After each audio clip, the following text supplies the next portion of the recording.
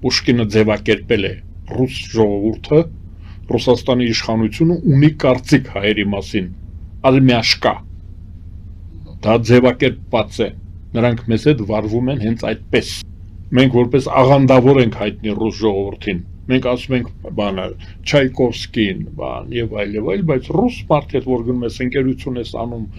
հարբեցողությունով ես, ինչով որ զբաղվում ես, ինքը միևնույնն է, ասում է դու միևնույնն է, հայ ես, այդ կարգավիճակով, այդ կարգավիճակը կրող